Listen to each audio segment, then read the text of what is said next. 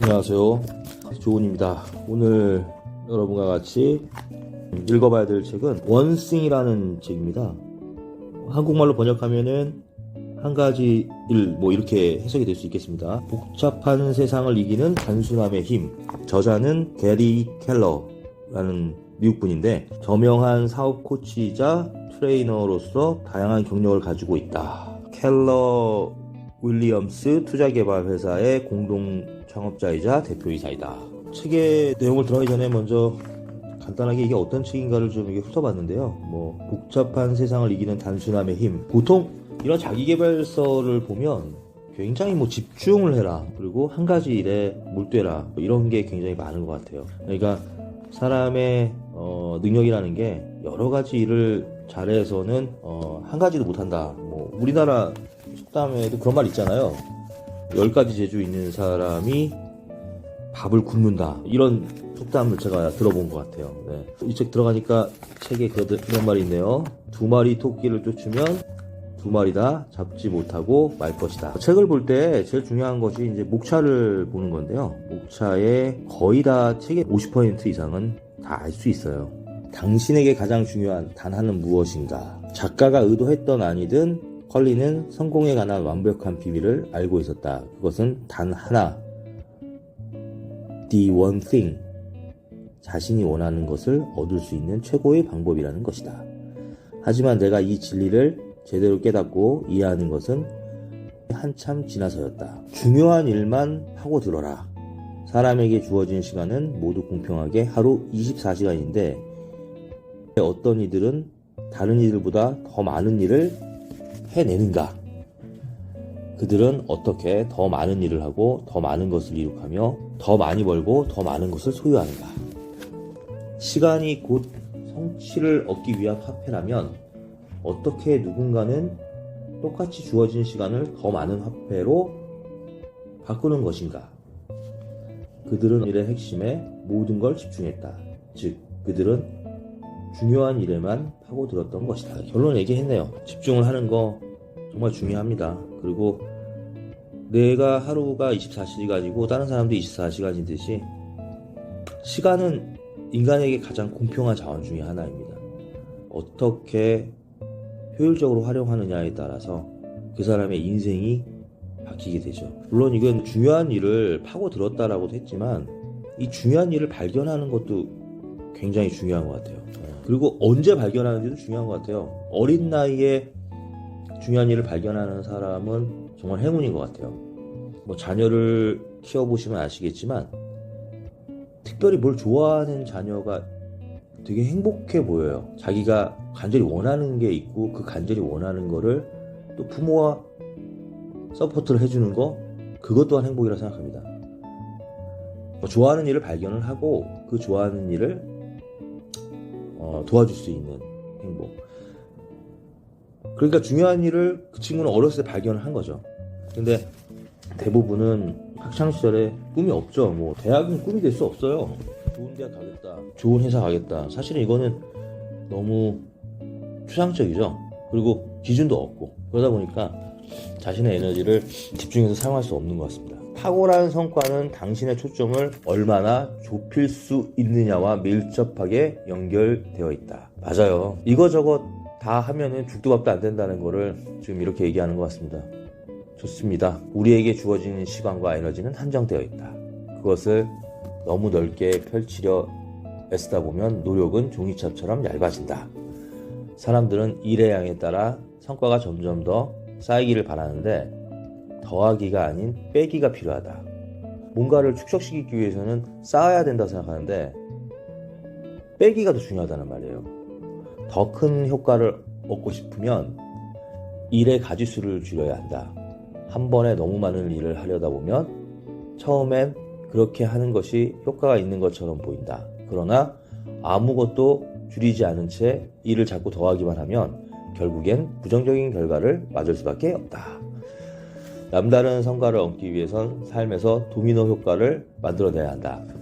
도미노를 쓰러뜨리는 일은 생각보다 단순하다.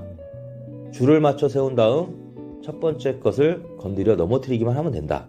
하지만 실제 세상에서는 일이 조금 더 복잡하다. 인생이 우리를 위해 모든 일을 여기서부터 시작하면 돼 라고 친절히 알려주지 않기 때문이다. 큰 성공을 거두는 사람들은 이 사실을 잘 알고 있다. 그래서 매일 우선순위를 새로 정하고 첫 번째 도미노 조각을 찾은 다음 그것이 넘어질 때까지 있는 힘껏 내리신다. 이런 방법이 통하는 이유는 무엇인가? 훌륭한 성공은 동시다발적으로 일어나는 것이 아니라 순차적으로 일어나기 때문이다. 오랜 시간 동안 정성을 들여서 만드는 것을 작가는 강조하고 있는 것 같습니다. 여기 나오네요. 핵심은 오랜 시간이다. 성공은 연속하여 쌓인다. 단 한 번에 하나씩이다. 다음 볼까요? 성공은 반드시 단서를 남긴다. 혼자 성공하는 사람은 없다. 우리는 너무 많은 일을 하고 있다. 우리는 조상들이 평생 동안 받아들였던 것보다 더 많은 정보와 선택지를 하루 동안에 받아들이고 파묻혀 살고 있다.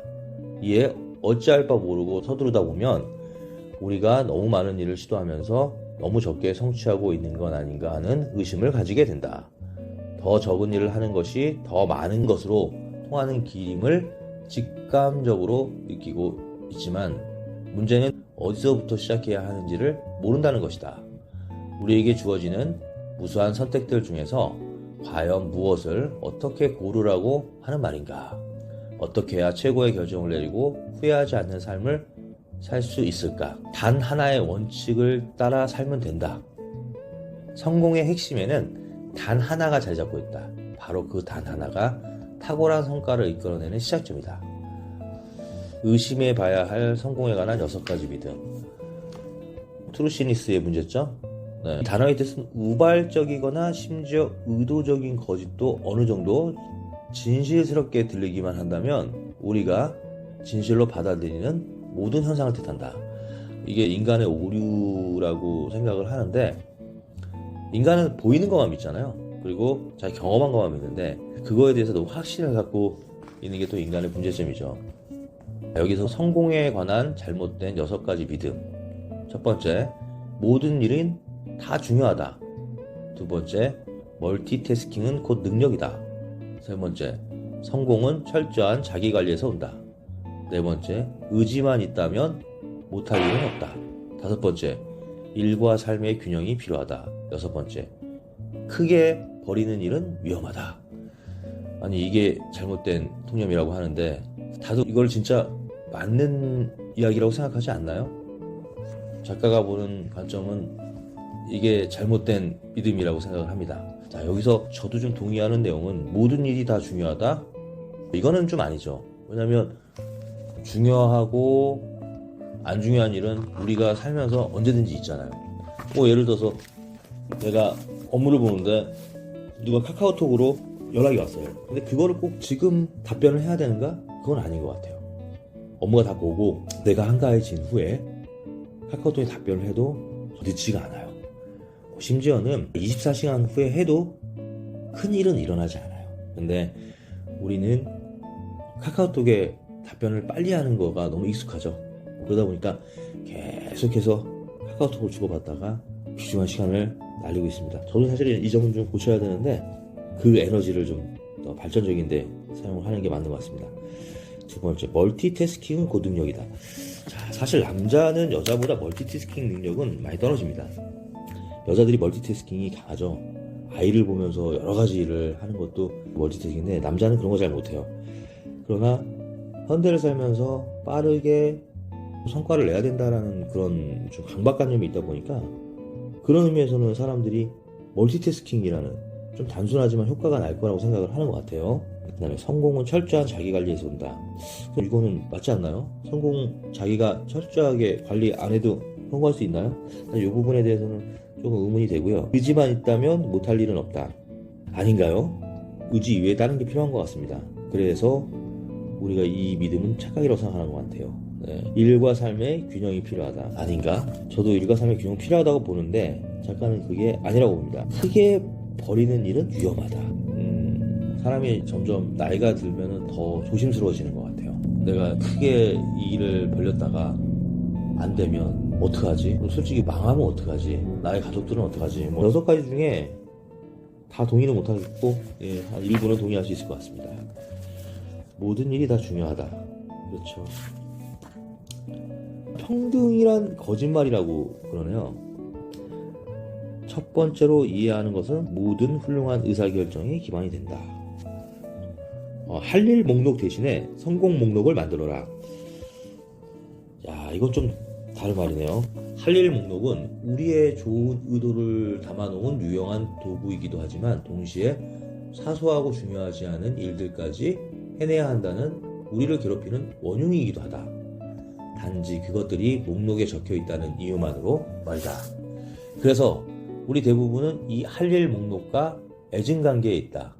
할 일 목록은 메일함에 쌓이는 메일이 우리 일과를 조종하듯 우리의 우선순위를 마음대로 좌지우지할 수 있다. 대부분의 메일함은 중요한 일인 척하는 중요하지 않은 이메일로 넘쳐난다. 어떤 것이 얼마만큼 중요한지 생각하지 않고 이메일을 순서대로 처리하고 있지 않은지 맞는 말이네요. 우리가 이메일에 온 순서대로 하지 이거는 나중에 할까 하다가 또 잊어먹을까봐 또 온 순서대로 처리하거나 아니면 자꾸 이메일을 보낸 사람 일부터 처리하거나 뭐 이런 경향이 좀 있죠. 그런데 성공하는 사람들은 언제나 뚜렷한 우선순위를 가지고 있다. 그러네요. 상대가 어떤 걸 요구한다고 해서 그 일에 대해서 완벽히 알고 있다면 지금 안 해도 돼요. 근데 상대는 이 일을 지금 해야 된다고 생각할 수 있어요. 성격이 급할 수도 있어요. 그래서 자기 일은 빨리 처리해 주길 바랄 수도 있어요. 근데 여러 사람의 일을 동시에 처리해야 되는 의사결정권자는 더 그럴 것 같아요. 내가 지금 당장 의사결정 해야 되는 거 있고 하루 안에 해야 되는 게 있고 일주일 안에 아니면 한 달 안에 해야 되는 의사결정들이 다 나눠질 것 같습니다. 그럴 때 얼마나 그거를 잘 구분하는가, 그것도 사실은 정말 중요한 능력인 것 같아요. 당신이 원하는 것 대부분은 당신이 실천하는 몇 개의 일에서 비롯될 것이다. 남다른 성과는 생각보다 훨씬 적은 수의 행동에서 나온다. 모든 일이 똑같이 중요하지 않음을 깨달았다는 데 있다. 모든 것이 다 중요하지 않다. 그렇죠. 우리는 완벽주의자 성격이 있는 것 같아요. 중요하지 않은 거나 중요한 거나 다 잘하고 있는데 산업혁명 시대를 거치면서 우리의 교육 방식이 좀 그렇게 된 것 같아요. 모든 과목을 다 잘해야 우등생 아니었나요? 한 과목은 잘하고 나머지 과목을 못하면 그 사람은 공부를 못하는 사람이었지 잘하는 사람이 아니었잖아요. 그런데 그렇게 공부하면서 이게 좋은 방법이 아니라고 생각은 하지만 지금도 그렇게는 하고 있어요. 그러니까 어른이 돼가지고 이제 교육과정은 다 했으니까 이제 어른은 한 가지 일에 집중을 할 수 있겠죠. 근데 사실은 이게 어려서부터 한 가지 일에 집중하는 뭐 이러한 체계가 좀 돼야 되는데 어렸을 때는 모든 걸 다 잘하는 아이가 훌륭한 아이고 커서는 한 가지만 잘하는 사람이 성공한다. 글쎄요. 그때그때 나의 처신을 바꿔야 되나? 아무튼 어떠한 의미인지는 무슨 말인지 알겠지만 쉽게 실천할 수 있는 습관을 들이는 거는 어려운 것 같아요. 지난번 시간에는 우리가 그 원띵의 그 일부 거짓말 파트를 공부했어요. 작가는 거짓말을 6가지로 정리를 했죠. 영상을 보시면 나와 있는데 오늘 이 시간은 제2부 진실에 대해서 작가가 말하는 진실은 무엇인가 한번 알아보겠습니다. 성공한 사람 흉내내기. 오랫동안 나는 성공의 거짓말에 맞춰 사느라 너무나 힘들었다. 어쨌든 나는 모든 일을 성공적으로 해야만 한다는 생각에 한층 더 노력하기 시작했다. 정말 이를 악물고 주먹을 꽉 쥐고 배에 힘을 주고 의자에 엉덩이를 고정한 채로만 살아야 한다고 생각했다. 숨은 멈추고 긴장하여 온몸이 빳빳하게 굳은 채로 말이다. 그렇게 애를 쓰는 동안 그것이 집중력과 열정의 느낌이라고 믿었다. 결과적으로 그 방법은 어느 정도 효과가 있긴 했지만 동시에 나는 항상 병원세를 지는 사람이 되고 말았다.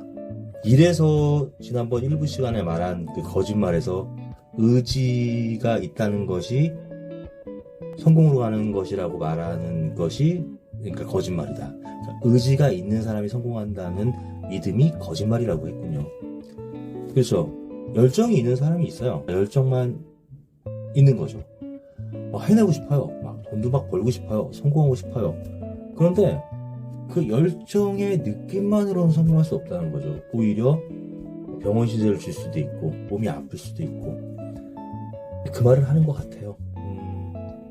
나는 해가 뜨기 전에 일어나서 다른 누구보다 일찍 하루를 시작하는 것이 옳다고 믿었다.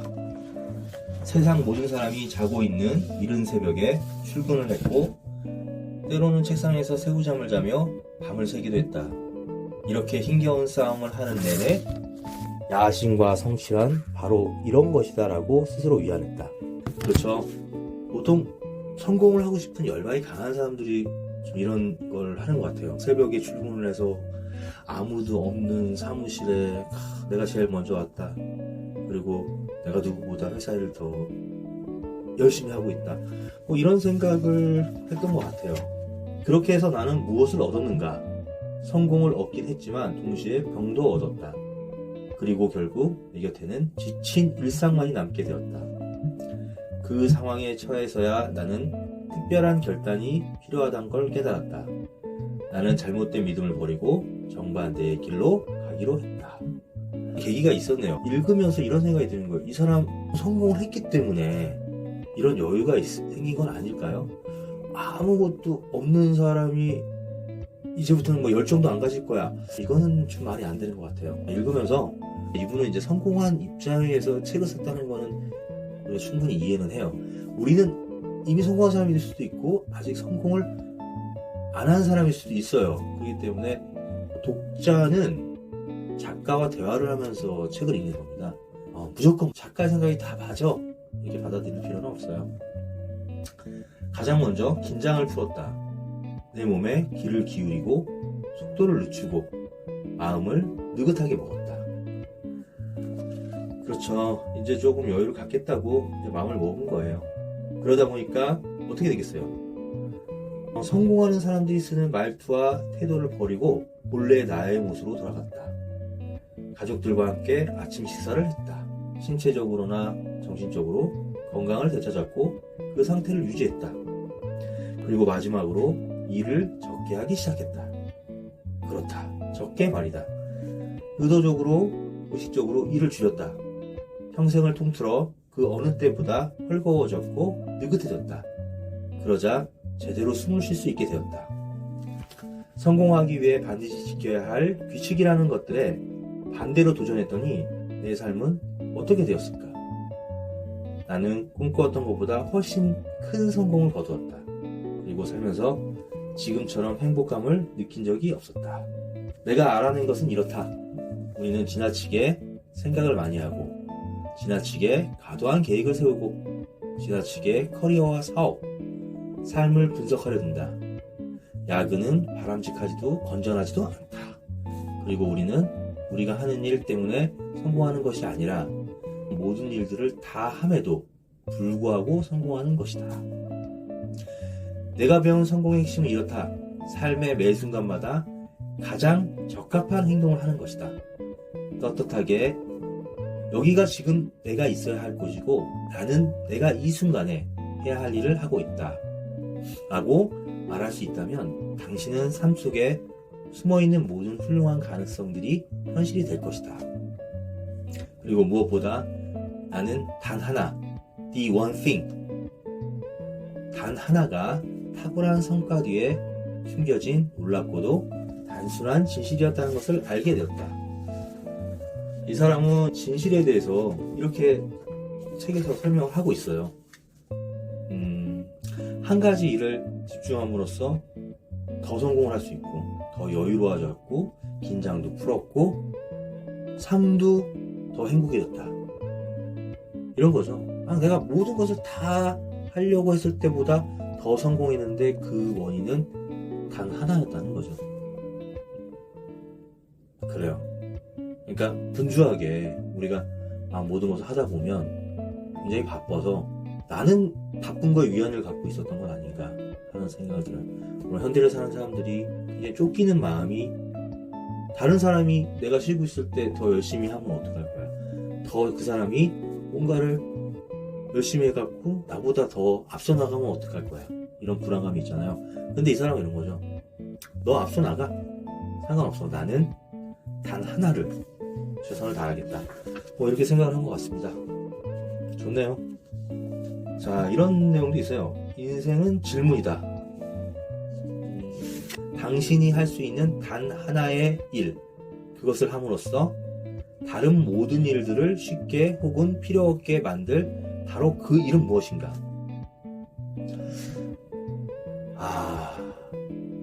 그러네요. 단 하나의 일을 지금 찾으라는 얘기를 하고 있는 거예요. 그거를 당신은 질문하라는 얘기예요. 그러니까 당신의 인생에 있어서 당신에게 질문을 해야지 누구한테 질문을 하냐? 뭐 이런 말이에요. 우리는 질문을 듣죠. 항상. 당신은 어떻게 살 거예요? 어떤 계획이 있어요? 그런데 당신은 당신에게 질문할 수 있는 거예요. 그거를 질문을 하라는 거예요. 무슨 말인지는 알겠습니다. 그러나 내가 나에게 질문해도 답이 안 올 때 가장 막막하죠. 사실 질문을 던져서 답을 얻을 수 있다면 매일 질문을 할 것 같아요. 그리고 그 질문이 확신이 있나? 그런 걸 물어보는 거겠죠. 자, 여기서 보면 진실에 대해서 이렇게 말하고 있어요. 삶의 해답으로 가는 길. 자, 어떻게 해야 이제 우리가 삶을 진정으로 찾을 수 있을까? 첫 번째, 큰 질문을 던져라. 그걸 크고 구체적으로 생각해라. 그렇게 해서 두 번째, 큰 해답을 찾아라. 큰 질문 던지고 큰 해답을 찾고. 이거를 이 사람은 삶의 해답으로 가는 길이라고 했어요. 큰 목표와 마찬가지로 큰 질문은 크면서도 구체적이다. 이런 질문은 크고 구체적인 답변을 내놓으라고 당신을 압박하고 자극하고 격려한다.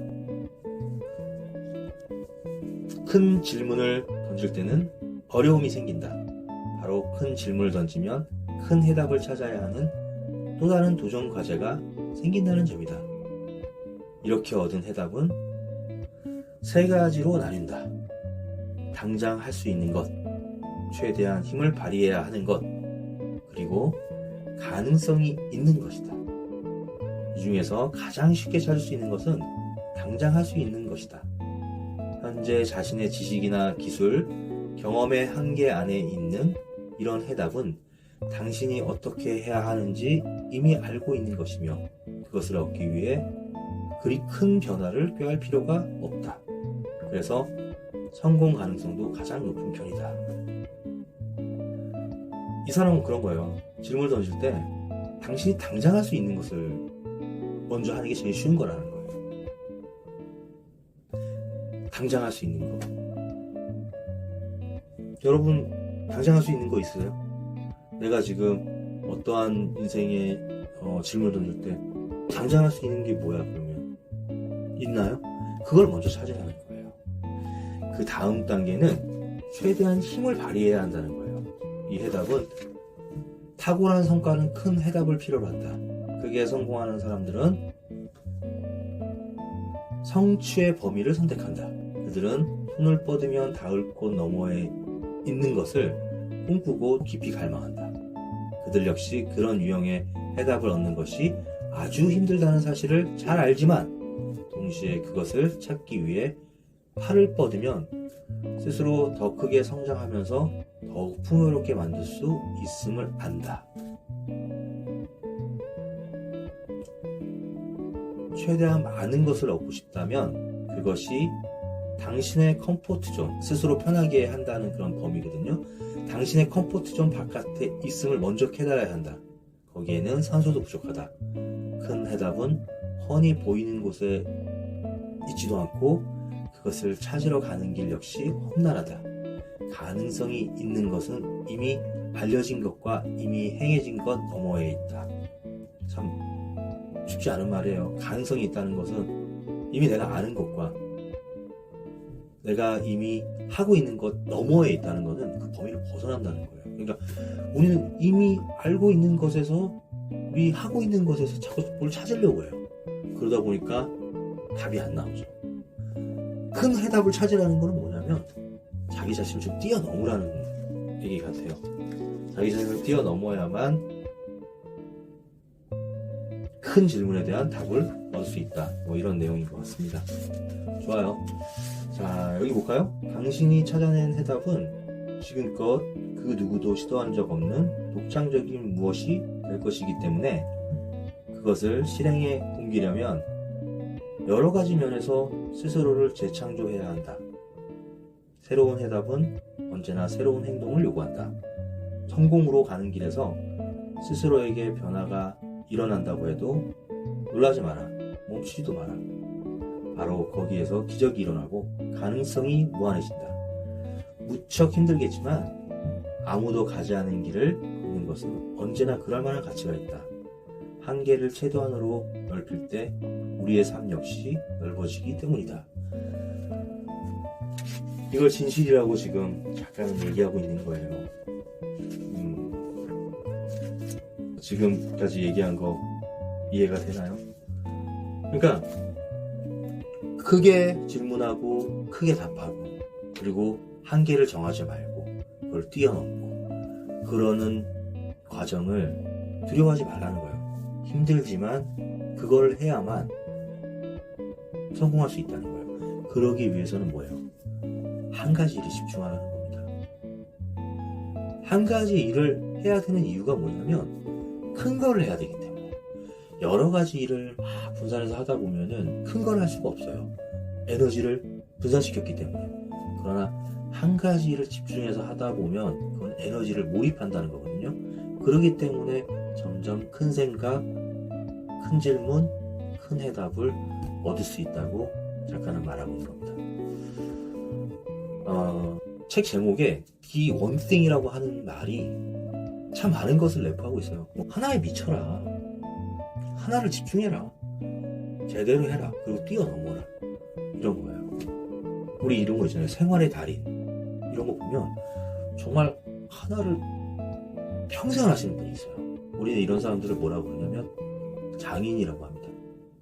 근데 이 장인들은 성공을 했다고 카메라가 와갖고 방송국 PD가 어떻게 이렇게 성공하셨습니까? 라고 질문을 하고 인터뷰를 하잖아요. 굉장히 표정이 담담해요. 왜? 이 사람들은 딱 하나만 했어요. 그 하나를 꾸준히 새로운 방법을 매번 찾으면서 옛날에 이런 이야기 있죠.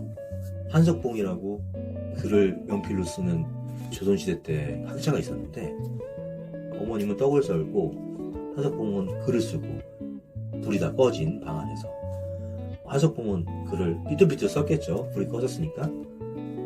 이 어머님은 떡을 똑같이 썬 거예요. 어머니 입장에서는 이걸 말해주고 싶은 거죠. 정말 한 가지를 꾸준히 했느냐. 그러니까 요 정도 하고 나서 야, 난 잘해. 그러니까 이 재미가 없어지는 거예요. 그러다 보니까 딴 거 something new 하다 보니까 결국에는 이거저거 할 줄 아는 건 많은데 진짜로 잘하는 거는 없다는 거죠. 그렇죠. 네. 내가 진짜 좋아하는 거를 찾아서 그 좋아하는 거에 큰 꿈을 그리고 큰 질문을 하고 큰 해답을 얻는 거, 그거를 작가는 진실이라고 얘기하고 있는 거예요. 그거는 반드시 성공으로 보답이 온다, 이렇게 얘기하는 것 같습니다. 자, 오늘은 디 원싱의 진실에 대해서 알아봤습니다. 오늘은 여기까지 하고요. 다음 시간에는 3부를 한번 얘기를 해보고 썸머리 한번 해보시죠. 편하게 잠자기 전에 드셔도 되고 아침에 일어나서 드셔도 됩니다. 제가 본의 아니게 감기가 걸려가지고요. 독감이었던 것 같은데 한 일주일을 고생했던 것 같아요. 느꼈던 가장 중요한 사실이 뭔지 아십니까? 역시 아플 때는 건강이 최고이다. 그리고 건강하고 나면 돈이 다시 최고이다. 이걸 느꼈습니다. 네, 결론적으로 우리 인생에 있어서 중요한 거는 건강과 돈이겠죠? 제 3부에서는 1부에서 거짓말이라는 6가지를 알아봤고 2부에서는 진실은 무엇인가에 대해서 알아봤어요. 3부에서는 위대한 결과, 드디어 이제 3부는 끝내야 되니까 어떠한 결과가 열심히 하면 생기나 이런 내용인 것 같습니다. 보고 있는 내용 중에서 직선 코스로 가라, 우리의 삶에는 단 하나를 실행에 옮기고 탁월한 성과를 올리는데 필요한 간단한 공식이 있다. 필요한 세 가지 요소는 첫 번째 목적의식, 두 번째 우선순위, 그리고 생산성이다. 이 세 요소의 연결을 통해 목적의식과 우선순위, 생산성을 어떻게 연결하느냐가 성공하는 개인과 수익성 높은 기업이 다른 경쟁자들보다 얼마나 높이 올라갈 수 있는지를 결정한다. 이러한 원리를 이해하는 것이 바로 탁월한 성과를 창출할 수 있는 핵심이다. 스크루지 영감이라고 알죠? 구두쇠 영감. 찰스 다킨스가 1843년에 쓴 고전인데 원래 제목은 크리스마스 캐럴입니다.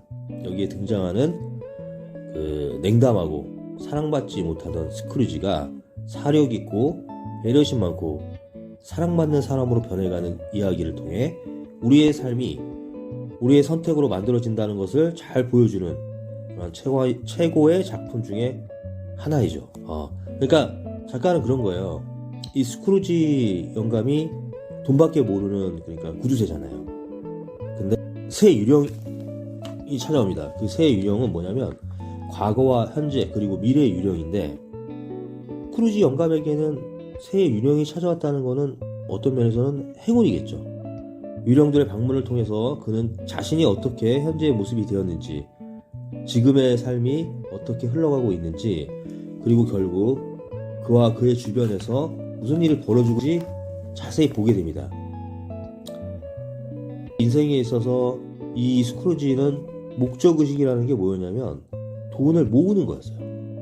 내가 어제보다 동전을 더 모으는 것이 나에게는 가장 중요한 일이었어요.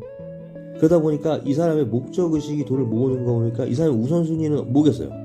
네, 돈을 모으는 그 행위 자체로만 우선순위를 가져갔던 거예요. 그러다 보니까 이 사람은 주위에 아무도 눈에 들어오지 않는 겁니다. 네, 그래서 이 작가가 말하는 건 뭐냐면 이 잘못된 목적의식을 가지면 굉장히 이상한 사람이 될 수 있다는 얘기입니다. 그래서 이 사람이 이렇게 스크루지를 통해서 알려주려고 하는 목적의식에 따라 사는 삶은 그 무엇보다도 강력하고 그 무엇보다도 행복하다, 이렇게 말을 하고 있습니다. 돈을 목적으로 더 많은 돈을 원한다면 그 돈을 통해 얻고자 하는 행복을 얻지 못할 것이다. 행복은 더 많은 재산보다는 더 큰 목적의식을 가졌을 때 나타난다. 그래서 행복은 만족으로 가는 길에 나타난다고 하는 것이다. 우리가 뭔가 결핍이 돼 있다는 거는 만족하고 있지 않은 상태이잖아요. 그렇죠. 근데 그 사람들이 보통 그 돈을 목적으로 갖는 게 가장 위험한 게 뭐냐면 이런 거예요. 부자가 되고 싶다 그럽니다. 그러나 얼마만큼의 부자가 돼야 되는지 금액도 명확하게 얘기를 잘 못해요. 그냥 물론 추상적이죠. 10억? 100억?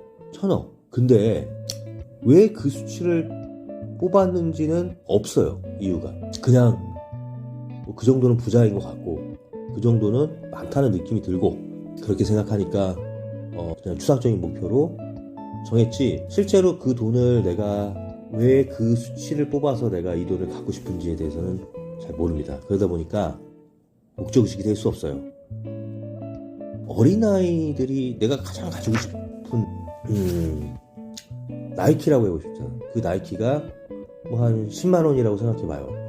그러면 그 10만 원을 모으기 위해서 뭐 이러한 일을 할 수 있고 용돈을 또 모을 수도 있고 설날에 세뱃돈을 모을 수도 있고 그러면서 막 금액이 가까워지잖아요. 내가 그 나이키 신발을 살 수 있는 금액이 가까워. 사실은 그게 목적의식으로 가는 행복이지 않을까. 그리고 그 나이키 신발을 드디어 한 뭐 6개월간 모아서 내가 샀어요. 그때 만족감 뭐 이런 거 아닐까요? 이제 우선순위를 만들어야죠. 그 우선순위가 단 하나만 있을 뿐이다. 가장 중요한 우선순위는 당신에게 있어 가장 중요한 일을 해낼 수 있도록 돕는, 지금 당장 할 수 있는 단 하나의 일이다. 여러 가지의 우선순위가 있을 수 있지만 깊은 곳까지 파고 들어가 보면 자신에게 가장 중요한 것, 최고의 우선순위를 가진 것, 자신의 단 하나는 언제나 하나뿐임을 깨닫게 된다. 이렇게 말하고 있습니다. 지금에 맞춰 목표를 설정하라. 생산성을 높이라고 그랬죠. 생산성이라는 게 참 productivity 맞나요? 어떤 일을 하는데 내가 투입한 거에 비해서 더 많은 것을 생산한다면 좋겠죠. 그것이 즉 성공을 나타내는 측정값이라고도 할 수 있고요. 결국 자신에게 중요한 일을 하고 거기서 최대한 효과를 이끌어내는 순간 탁월한 성과가 나타난다. 생산성을 위해 살면 남다른 성과가 나온다. 이렇게 말을 하고 있어요. 생산성을 의식한다는 거죠. 내가 지금 하고 있는 행동이 정말 이게 최선인가? 아니면 이거보다 더 생산적으로 할 수 있는 방법은 없을까? 그러기 위해서 생산성이 중요한 게 뭐냐면 시간을 얼마나 생산적으로 쓰는가가 생산성이 가장 중요한 얘기죠. 왜냐하면 시간을 안 쓰고 생산할 수는 없잖아요.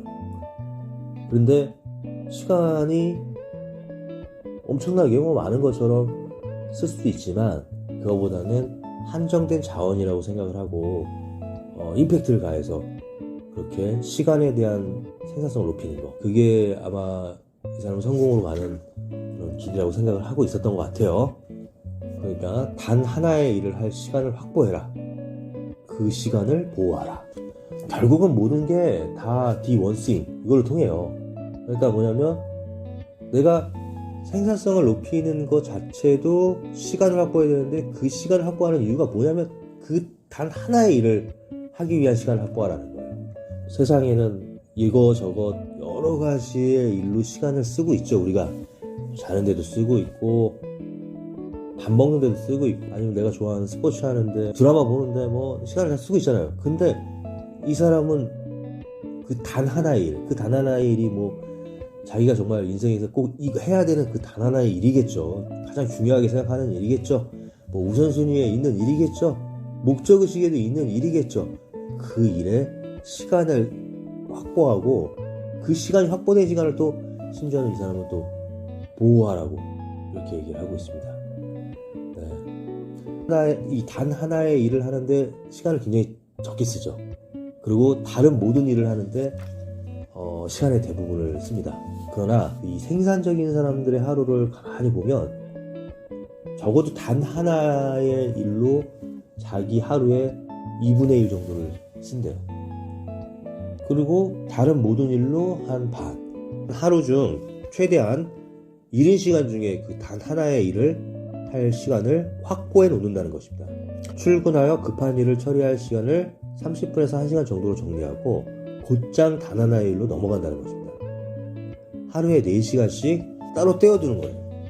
내가 가장 중요시 생각하는 그 하나의 그 일을 하라는 거겠죠. 그런 것 같아요. 하루 중에 내가 단 하나의 일을 해야 된다면 가장 생산성이 좋고 컨디션이 좋고 막 두뇌 회전이 가장 빠르고 에너지가 넘칠 때 그때 하는 게 좋지. 막 잠들기 전에 피곤해 죽겠는데 만사 다 귀찮아서 이제 빨리 잠만 자고 싶은데 이제 이게 가장 중요한 일을 하자, 그것도 아닌 것 같아요. 이렇게 하루하루가 단 하나의 중요한 시간에 했어. 그러한 도미노들이 이렇게 차례대로 자라라라 넘어가면서 마법이 일어난다는 겁니다. 그러기 위해서는 정리하는 기술도 필요하다고 하겠죠. 네. 왜냐면 곳곳에서 우리는 방해 요소들이 많잖아요. 네, 스마트폰도 방해 요소죠. TV, 그다음에 SNS. 대단하죠. 뭐 좀 하고 있으면은 까똑 울려대면서 집중이 안 되죠. 그러다가 또 답변하다 보면 또 계속 답변하고 그러다 보면은 한두 시간 푹 지나가고 내가 정말 중요한 일을 하도록 환경을 만들어주는 거 있잖아요. 그것도 정말 중요한 것 같아요. 네. 그러니까 이 사람은 그래요. 자신의 단 한 가지만 정신을 집중할 수 있는 효과적인 4가지 방법을 뭐라고 소개했냐면, 첫 번째, 벙커를 지어라. 남의 방해를 받지 않을 장소를 찾아라. 그러니까 사무실을 따로 쓰고 있다면 방해하지 마셔라는 표시를 붙여서 그 자기가 집중하고 있는 시간만큼은 벙커에 들어가 있는 것처럼 그렇게 하라는 겁니다. 네, 두 번째, 물자를 비축해라. 그러니까 이 단아나이를 하고 있는 이 집중되어 있는 시간에는 화장실 갈 때 빼고는 밖에 나가지 않도록 간식 또는 음료 이런 거 다 비축해 놓으라는 거예요. 물자를 비축해라. 세 번째, 지뢰를 찾아 없애라. 전화기를 끄고 이메일을 닫고 인터넷 이런 거 다 하지 말고. 네 번째, 도움을 구하라. 당신을 찾을 가능성이 가장 높은 사람에게 지금 당신이 무엇을 하고 있는지 알려서 언제까지 일을 한다는 거, 내가 이 단 하나의 일을 집중해서 하고 있다는 걸 알려서 방해하지 않도록 해달라고 도움을 청하라는 거죠. 네, 그 사람은 그 단 하나의 일을 하는 시간을 하루에 가장 중요한 시간 그렇게 세팅을 하라는, 이제 단 하나를 위한 3가지 약속이 있어요. 무엇이냐면, 첫 번째, 전문가의 길을 향해 걸어라. 두 번째, 도전에서 목적의식으로 이동하라. 세 번째, 책임감을 갖고 살아라. 이렇게 얘기를 하고 있습니다. 도전하는 방식으로만 무슨 일을 하게 된다면 성취의 한계에 부딪히고 그저 튕겨나오기를 반복한다는 거예요. 그 실망감을 더 이상 견딜 수 없을 때까지 이런 상황이 계속되면 결과적으로 자신의 실제 능력에 한참 못 미치는 곳에 안주하고 만다는 겁니다. 그러니까 당신이 하는 일과 당신이 얻는 것 사이에는 특별한 관계가 있다. 행동이 결과를 결정하고 결과는 다시 행동에 영향을 미친다. 이러한 순환주기를 알면 탁월한 성과를 내기 위해 무엇을 어떻게 해야 하는지 스스로 알아낼 수 있다. 마지막 약속이 책임감을 갖고 사는 것인 이유도 바로 이 때문이다. 자신의 결과에 대해 다른 누구도 아닌 스스로 책임을 지는 것이야말로 성공을 위해 할 수 있는 가장 강력한 행동이다. 결국은 책임감이 굉장히 중요하다고 보는 거네요. 생산성을 높인다는 말을 했죠. 여기 보면 생산성을 훔쳐가는 4가지 도둑들이라고 나와 있어요. 그 4가지 도둑들은 뭐냐면, 첫 번째, 아니오라고 말하지 못하는 거. 두 번째, 혼란에 대한 두려움. 그리고 건강에 나쁜 습관들. 네 번째, 목표 달성을 도와주지 않는 환경. 스티브 잡스가 1997년 회사에 복귀한 이후로 2년 동안 그는 애플에 생산하는 제품의 가짓수를 350개에서 10개로 대폭 줄였다고 합니다. 기존 제품에 대해 340번이나 안 된다라고 말한 셈이래요. 그것이 바로 아니오라고 말을 했다는 거예요. 명심하라. 자신이 해야 할 단 하나의 일에 예라고 말하는 것이 당신이 가진 최고의 우선순위다. 자기를 방해해도 예, 이거 좀 해주실래요? 예. 그러니까 뭐냐면, 사람이 그 예스맨이라 그래갖고 나중에 다들 그 예스 하는 사람을 고마워하지 않아요. 자신의 단 하나의 가장 강력한 예를 말하고 나머지에는 아니요 라고 외칠 수 있을 때 비로소 남다른 성과가 가능해진다. 성공과 혼란은 늘 함께 오게 되어 있다. 위대함을 추구하다 보면 혼란은 반드시 일어난다. 그러니까 자신이 어떠한 거를 이루고 나서 자신의 건강을 희생하는 대가로 성공을 얻으면 안 된다는 거죠. 보통 이런 사람들이 이제 늦게까지 일하고 식사를 거르거나 대충 먹고 운동을 전혀 하지 않아요. 건강과 가정생활을 희생하는 것은 당연한 일이 돼서 목표를 달성하겠다는 생각에만 빠진 그들은 자신 몸을 해치는 것이 좋은 결과를 가져다 줄 거라 믿지만, 그런 도박은 반드시 실패를 하게 된다는 겁니다. 정신적 건강을 위해서 명상과 기도를 하루를 시작하여 자신의 목적을 상기하고 마음을 다잡는 것으로 아침을 열어라. 그런 다음 곧장 주방으로 가서 하루 중 가장 중요한 식사를 하며 신체적 에너지 기반을 쌓아라. 내가 중요한 일을 한다는 것도 중요하지만 중요한 나를 위해서 쓰는 정신적인 명상이나 기도 중요하고, 식사도 잘해야 되고, 그리고 운동에 대해서도 시간이 부족하면 이 사람은 만보기라도 차라고 하네요.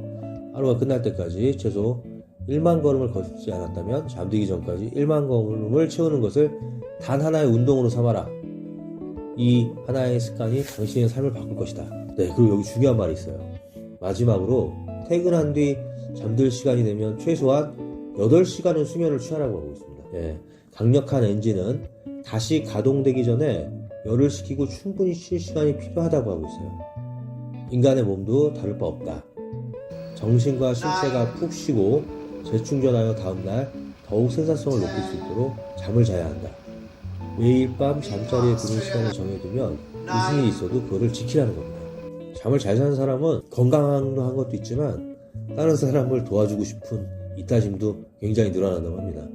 다른 책에서 읽은 건데 진짜 뭐 영국에서 이제 실험을 해봤대요. 근데 잠을 푹 잔 사람에게 다음날 좀 뭐 도와줄 수 있어요. 이 일 너무 당연한 마음으로 예스 내가 해드리겠습니다 뭐 할 수 있어요 뭐 이렇게 되고, 못 잔 사람에게 뭘 도와달라면 짜증을 그냥 이빠이 내고 안 도와준다는 거죠. 그만큼 사람은 동물이잖아요. 동물은 잘 자야 에너지를 얻어야 남도 도와주고 싶은 거예요. 그래서 어떤 사람에게 중요한 부탁을 하기 전에 이렇게 물어보는 건 어떨까요? 혹시 어젯밤 몇 시간 주무셨습니까? 그랬을 때 저 4시간밖에 못 잤어요. 그럼 부탁하지 마세요. 안 들어줍니다. 근데 어제 혹시 몇 시간 주무셨어요? 8시간 아주 잘 잤습니다. 그럼 부탁해보세요. 진짜 아무거나 한번 해보세요. 그래서 잠을 좀 잘 자야 된다 이렇게 생각하고 있습니다. 한 가지 일에 집중하고 그 한 가지 일을 할 환경을 만들고 그리고 그 생산성을 높이고 그 한 가지 일에 집중하고, 그래도 이 사람은 충분히 가치 있는 소중한 시간을 쓰면서 살 시간이 충분하다는 겁니다. 근데 이것저것 뭐 뺏기는데 시간도 많고 정신도 집중돼 있지 않고 분산돼 있고 일도 그렇게 막 분산된 채로 시간이 어떻게 가는지 모르기도 하고 하다가 늦게까지 일하고 막 식사도 거르고 피곤하고 잠도 덜 자고 막 이렇게 사니까 하나도 제대로 못한다는 거예요. 그러니까 정말 욕심을 비우세요. 인생을 심플하게 정리할 수 있는 그런 기술이 필요하다라고 그렇게 얘기하고 있는 것 같습니다. 네, 오늘 디원싱에 대해서 진짜 이제 마지막 3부까지 다 읽었어요. 책을 그냥 뭐 눈으로 보는 게 아니잖아요. 책은 심장으로 읽는 거죠. 작가가 이 책을 쓸 때까지 얼마나 많은 탈고의 과정을 거쳤겠어요. 애쓰지 말고 정말 좋아하는 것 딱 한 가지를 정말 평생에 내가 이거 하나만 열심히 이거 하나를 할 수 있는 시간을 만들어서 가장 최고의 우선순위 놓고 이 우선순위에서 내가 정말 이것만큼은 깔끔히 처리한 뒤에 그 나머지 시간은 오버해서 일하지 말고 건강도 챙기는 운동도 하고 가족들하고 시간을 보내면서 에너지를 충전해서 잠도 푹 자고 다시 또 내일 가장 중요한 시간에 그 한 가지 일을 또 하는 패턴을 매일매일 만드는 계획을 세우면 인생의 도미노가 완성이 되고 그 도미노를 하나하나 넘어뜨리는 재미가 있다라는 거예요. 그러니까 디원스는 사람마다 다 달라요. 왜냐면 각자마다 디원스윙은 틀릴 수밖에 없고 그 디원스윙을 정하는 거는 누가 하는 거냐면 오직 자신만이 할 수 있는 겁니다. 아니 디원스윙을 알려달란 말이야. 그 하나를 뭐로 해야 되냐고 이렇게 말하시면 안 돼요.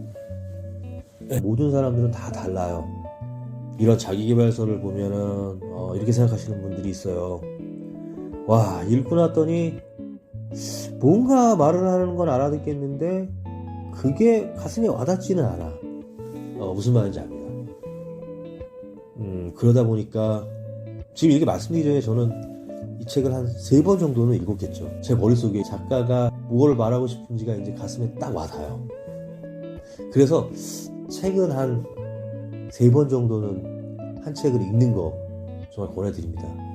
시간이 없다고요? 그러면 또 저 처음으로 다시 돌아갑니다. SNS 할 시간, TV 볼 시간, 유튜브 시청하면서 보내는 시간, 이런 시간 줄이면 책 읽는 시간 충분히 있죠. 저도 이 디원스윙이라는 책을 읽으면서 참 1월 한 달 많은 거를 배웠던 시간이었던 것 같습니다.